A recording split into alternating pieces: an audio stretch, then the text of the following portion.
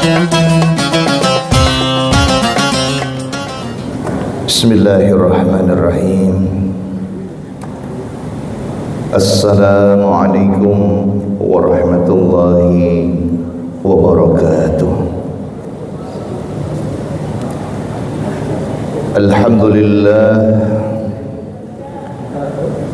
Alhamdulillahi rabbil alamin wa bihi nasta'inu ala umuri dunya waddin.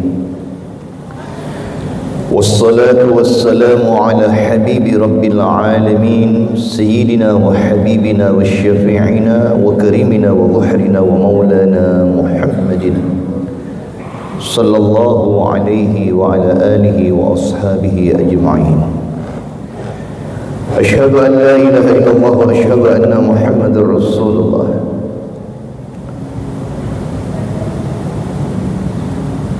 قال الله تعالى في كتابه الكريم أعوذ بالله من الشيطان الرجيم بسم الله الرحمن الرحيم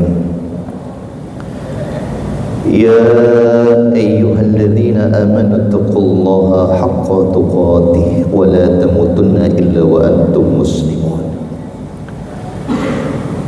أما بعد para hadirin wal hadirat jamaah kuliah subuh yang semoga di pagi hari yang berbahagia ini kita semua selalu mendapatkan naungan rahmat dari Allah Subhanahu wa taala. Mudah-mudahan di pagi hari yang berbahagia ini kita adalah hamba-hamba Allah yang dibanggakan oleh Allah di hadapan para malaikat-malaikatnya insyaallah. Amin ya Allah ya Rabbal Alamin. Alhamdulillah wa syukrulillah ala ni'matillah. Baru saja kita bersama-sama melaksanakan ibadah salat subuh berjamaah. Mudah-mudahan ibadah salat subuh kita ini di pagi hari yang berbahagia ini diterima oleh Allah Subhanahu wa taala. Amin ya Allah ya Rabbal Alamin. Hadirin wal hadirat rahimakumullah. Pada kesempatan pagi hari yang berbahagia ini saya ingin sedikit memberikan satu ilmu kepada kita semua yang hadir tentang istiqamah. Karena kata Nabi kita Muhammad sallallahu alaihi wasallam, ibadah yang paling dicintai oleh Allah itu adalah ibadah yang istiqamah. Bukan ibadah yang banyak. Awas jangan keliru. Banyak orang-orang punya pengertian ibadah yang banyak itu adalah ibadah yang paling disukai oleh Allah Subhanahu wa taala, padahal bukan yang banyak. Ibadah yang paling disukai oleh Allah Subhanahu wa taala adalah ibadah yang istiqamah. Oleh karenanya mudah-mudahan kita bisa melaksanakan ibadah-ibadah yang Allah Subhanahu wa taala perintahkan kepada kita dengan istiqamah insyaallah. Amin ya Allah ya Rabbal Alamin. Istiqamah itu terbagi menjadi tiga. Yang pertama ada yang disebut dengan istiqamah bil lisani. Istiqamah dengan lisan. Apa itu contohnya? Istiqamah bil lisani, istiqamah dengan lisan. Ketika kita membaca Al-Qur'anul Karim, berarti kita istiqamah dengan lisan kita. Di bulan suci Ramadan ini kita bersyukur alhamdulillahi rabbil alamin, tiap hari kita membaca Al-Quran. Pagi kita baca, siang kita baca, sore kita baca, malam habis solat sunnah tarawih kita baca. Terus kula yaumin, tiap hari kita baca. Nah, itu berarti kita istiqamah bil lisan. Itu kita baca Al-Quran. Ada lagi contoh yang kedua ketika kita berzikir kepada Allah Subhanahu wa taala. Karena zikir itu adalah merupakan satu perintah dari Allah Subhanahu wa taala. Ya ayyuhalladzina amanu dzkurullaha dzikran katsira wasabbihuhu bukratan wa asila. Hai orang-orang yang beriman, kata Allah Subhanahu wa taala, berzikirlah kalian kepada aku dengan zikir yang banyak. Bertasbihlah kalian kepada aku dengan tasbih yang banyak, baik di waktu pagi ataupun di waktu petang. Ketika kita mampu berzikir kepada Allah Subhanahu wa taala, itu berarti kita istiqomah dengan lisan kita. Kita baca itu kalimat-kalimat thayyibah. Kita baca itu kalimat tahlil, kita baca itu kalimat istighfar, kita baca itu kalimat tasbih, kita baca itu kalimat hamdalah, alhamdulillahi rabbil alamin, dan lain sebagainya. Itu istiqamah bil lisan. Bisa juga tatkala kita berdoa kepada Allah Subhanahu wa taala, munajat, karena doa pun juga sama diperintah oleh Allah Subhanahu wa taala agar kita memperbanyak berdoa kepada Allah Subhanahu wa taala. Ad-du'a adalah ibadah. Doa itu intinya ibadah. Makanya orang yang rugi kalau kita ini tidak mau berdoa kepada Allah. Apalagi di bulan suci Ramadan ini, Bapak Ibu yang dirahmati oleh Allah Subhanahu wa taala, ad-da'watu mustajabah. Doa-doa kita itu mustajab. Doakan kalau kita punya keluarga, agar keluarga kita menjadi keluarga yang sakinah, mawaddah, warahmah. Doakan putra-putri kita agar putra-putri kita insya-Allah menjadi putra-putri yang saleh dan salihah. Doakan tempat di mana kita bekerja agar tempat di mana kita bekerja itu berkah. Doakan rezeki kita, biar rezeki kita pun juga sama, halalan, thayyiban, mubarakan, wasi'an. Doakan juga saudara-saudara kita muslimin wal muslimat, karena doa itu intinya ibadah. Ada yang bertanya, di bulan suci Ramadan ini kapan waktu yang mustajab ketika kita berdoa kepada Allah Subhanahu wa taala? Di bulan suci Ramadan ini semua waktu kapan saja kita berdoa pasti akan mustajab. Khusus di bulan suci Ramadan. Ba'da salat atau sebelum salat kita berdoa mustajab. Habis kita membaca Al-Quran mustajab. Setiap kita berdoa kepada Allah di dalam bulan suci Ramadan pasti akan mustajab. Itu yang pertama, istiqamah dengan lisan kita.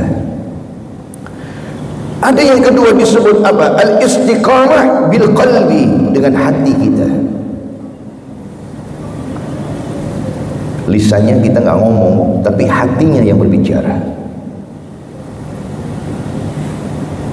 Ada orang yang berzikir kepada Allah Subhanahu wa taala, nggak kedengeran sama telinga kita, Bapak Ibu. Diam aja. Orang diam itu belum tentu dia nggak berzikir. Siapa tahu dia diamnya berzikir kepada Allah Subhanahu wa taala. Tapi ada juga diam yang ngantuk, ada. Mulutnya nggak berzikir, hatinya juga nggak berzikir. Tapi kita mesti menjadi hamba Allah Subhanahu wa taala, mesti husnudzon kepada saudara-saudara kita. Kalau dia nggak berzikir dengan lisan, oh dia mungkin sedang berzikir dengan hatinya. Ini hati ini luar biasa, hadirin wal hadirat rahimakumullah. Bahkan saking hati-hatinya Allah Subhanahu wa taala pernah berfirman di dalam kitab Taurat kepada Nabi Musa alaihi salam. Apa kata Allah? Ya Musa, di dalam hati manusia itu ada 3 penyakit. Nih, dalam hati kita manusia ini, Bapak Ibu yang dirahmati oleh Allah, ada 3 penyakit kata Allah. Apa itu ya Musa? Penyakit yang pertama, di dalam hati manusia itu ada penyakit yang namanya apa? Al-kibir. Apa itu kibir? Kibir itu sombong. Kata Allah, manusia itu sombong, wahai Musa. Punya penyakit yang namanya sombong. Saya mau tanya Bapak Ibu, ada nggak manusia yang sombong di dunia ini? Ada nggak? Ada. Siapa namanya? Fir'aun. Itu contoh saya. Fir'aun itu kan sombong itu. Mentang-mentang dia berkuasa, mentang-mentang dia itu kaya raya, mentang-mentang dia itu punya jabatan, dia mengatakan ana rabbukumul a'la. Saya itu adalah Tuhan yang maha tinggi, Tuhan kalian yang maha tinggi. Fir'aun manusia, hamba Allah subhanahu wa ta'ala, mengaku dirinya menjadi Tuhan. Karena kesombongannya, akhirnya dibinasakan oleh Allah subhanahu wa ta'ala.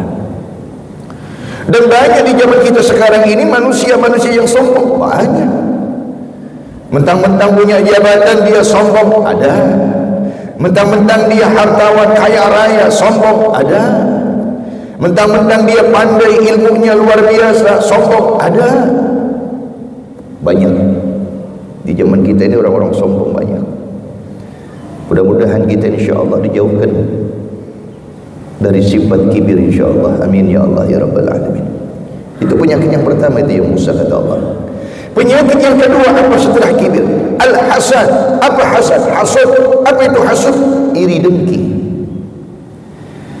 Penyakit yang ada di dalam hati kita manusia, iri dengki, hasud. Kata baginda Rasulullah sallallahu alaihi wasallam, al-hasadu ya'kulul hasanati kama ta'kulun narul khamr. Sifat hasud itu bisa memakan kebaikan-kebaikan kita. Seperti apa? Seperti api yang memakan kayu bakar. Hati-hati kalau kita punya amal soleh yang banyak. Kalau seandainya kita merasa amal soleh kita banyak, jangan sampai kita punya sifat hasud, Bapak Ibu. Kenapa? Karena sifat hasud ini akan memakan kebaikan-kebaikan kita. Kita punya kebaikan yang begitu banyak, tapi punya sifat hasud, habis itu kita kebaikan kita, dimakan oleh sifat hasud kita. Seperti apa? Seperti api yang memakan kayu bakar. Gak terasa, habis kebaikan kita. Nah, di zaman kita sekarang ini banyak juga orang yang punya sifat hasud. Kita punya teman kerjanya sama, gajinya lebih gede daripada kita. Hasud. Sama kita masuknya, jadi angkat, naik pangkatnya. Hasud, gak seneng. Kan ini banyak ini. Hati-hati dengan sifat hasud kata Allah. Dua. Yang ketiga, ya Musa, setelah manusia itu punya sifat al-kibir, al-hasad, yang ketiga, manusia itu punya penyakit wal-hirsun. Apa itu wal-hirsun? Serakah. Kata Allah, manusia itu punya hati yang serakah. Udah punya satu, pengen punya dua. Udah punya dua, pengen punya tiga. Udah punya tiga, pengen punya empat. Itu manusia, Pak. Ayo, betul. Udah punya motor, pengen punya mobil. Udah punya mobil, pengen punya mobil lagi dua. Udah mobil dua, pengen beli apa? Kalau bisa kapal kita beli. Itu manusia itu. Wal hirsun, nggak ada rasa puasnya, nggak ada rasa syukurnya kepada Allah Subhanahu wa ta'ala. Sifat-sifat seperti ini yang Allah Subhanahu wa ta'ala katakan di dalam kitab At-Taurat, yang disampaikan kepada Nabi Allah Musa alaihi salam, mesti dihilangkan dalam diri kita. Makanya bersihkan hati kita ini dengan apa? Dengan berzikir kepada Allah Subhanahu wa ta'ala. Ala bi dzikrillah tatma'innul qulub. Karena dengan kita mengingat Allah Subhanahu wa ta'ala, hati kita akan bersih. Motor itu kalau rusak, kita pergi ke bengkel motor. Mobil kita itu kalau rusak, kita pergi ke bengkel mobil. Hati kalau rusak, perginya kemana? Ayo, kalau hati kita rusak, perginya kemana? Ke bengkel hati. Oh, apa ada bengkel hati? Ada. Majlis ilmu itu adalah bengkel hati. Dan kalau kita mau tahu pagi hari yang berbahagia ini, kita ini sedang apa? sedang diberesi kita punya hati, dibetulkan hati kita. Ini namanya majelis taklim, bengkel hati ini. Makanya orang-orang yang selalu hadir majelis ilmu, insya Allah hatinya akan baik. Orang kalau hatinya baik, pasti buahnya apa? Akhlaknya juga jadi baik, Pak. Jadi gampang aja kalau pengen menilai orang, kalau dia hatinya baik, pasti akhlaknya baik, ngomongnya baik, bergaulnya juga baik, tingkah lakunya juga baik. Apa? Karena hatinya baik. Ada orang kalau hatinya jelek, pasti dia akhlaknya jelek, marah-marah, emosi. Walaupun sedang bulan suci Ramadan, saya lihat masih banyak di bulan suci Ramadan. Enggak, masih banyak di antara saudara kita yang belum bisa mengendalikan hawa nafsunya, masih marah-marah dan lain sebagainya. Itu kalau kita puasa terus kita marah, batal enggak puasanya? Batal? Enggak, orang kita enggak minum, enggak makan, tapi rusak kita punya pahala. Rusak kita punya pahala. Kan ada 5 itu. Puasanya tetap sah, tapi kita nggak dapat pahala puasa. Rusak pahala puasa kita. Sebabnya apa? 5. 1, al-kadzib, bohong. Kalau puasa nggak boleh bohong, sama istri nggak boleh bohong, sama suami nggak boleh bohong, sama siapa saja nggak boleh bohong. Kalau kita puasa bohong, sah puasanya, tapi apa? Rusak kita punya pahala puasa. 1. Yang kedua, al-ghibah, ghibah. Apa ghibah? Ngomongin orang. Puasa-puasa kita ngomongin orang. Pokoknya siapa saja orangnya kita ngomongin tuh. Makanya ghibah sama fitnah ini, ya Allah, Bapak Ibu yang dirahmati oleh Allah Subhanahu wa taala, beda-beda tipis. Fitnah itu apa sih? Kalau fitnah itu kan membicarakan kejelekan orang tidak sesuai fakta, itu namanya fitnah. Membicarakan kejelekan orang nggak sesuai fakta, itu namanya fitnah.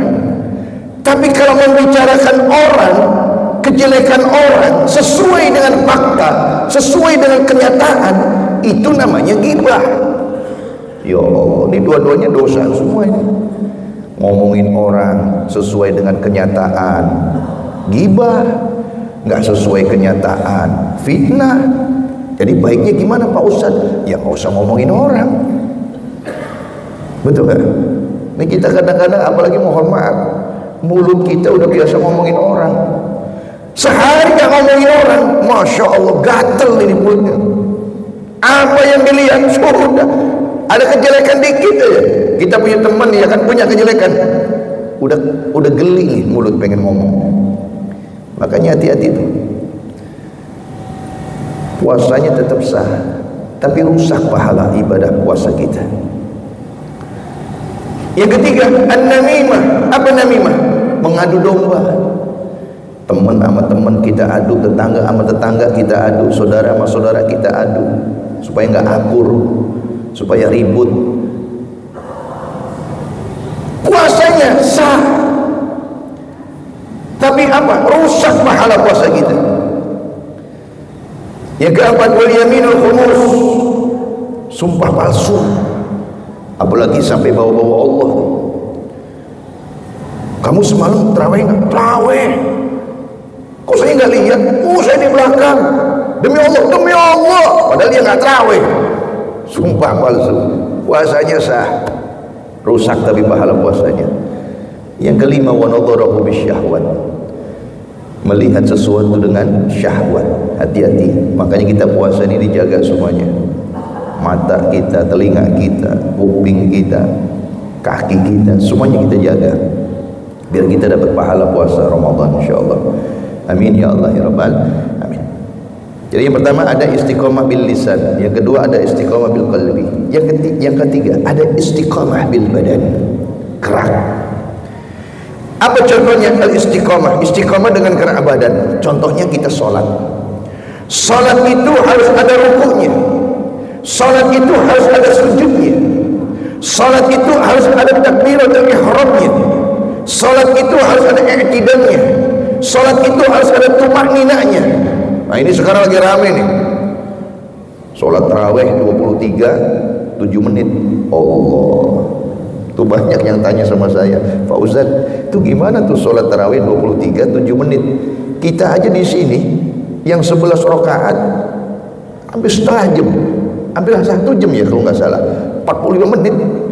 Ini berapa kita? 11 rakaat. Nah ini 23 7 menit Pak. Allahu Akbar, Allahu Akbar, astagfirullahaladzim. Pahala belum sujud udah ngangkat lagi tuh. Itu nggak ada tumaninanya tuh. Kalau ditanya sahnya tuh sholatnya nggak sah itu. Sholatnya nggak sah. Nggak, kenapa? Karena nggak ada tumaninanya. Hati-hati tuh. Makanya nih yang muda-muda nih biasanya yang suka sering nih, yang senang kalau ada sholat kilat. Kilat sih kilat, tapi jangan super kilat begitu Pak. Betul? Ada nggak yang begitu Pak? Ada kan ya? Ada, viral itu. Dan ternyata nggak 1-2, banyak ternyata. Saya pikir cuma 1-2, nggak taunya banyak di tempat-tempat yang lain. Sholat 23 rakaat, Masya Allah, 7 menit, ada yang 10 menit. Yang muda seneng Pak, yang tua yang kasihan, ngos-ngosan dia. Al-Fatihahnya salah semua, baca suratnya juga salah semua. Ini sholat apa yang model begini? Inilah akhir zaman. Akhir zaman. Kata Nabi, nanti di akhir zaman ada orang sholat tapi bukan sholat dia itu, kata Rasulullah. Kelihatannya sholat tapi bukan sholat. Ya itu tadi contohnya. Tarawihnya ngebut kilat, super kilat. Ada yang begitu ya. Kita yang udah tahu nggak usah ikut-ikut. Mendingan udah 8 tarawihnya, witir 3 11 udah anteng di sini.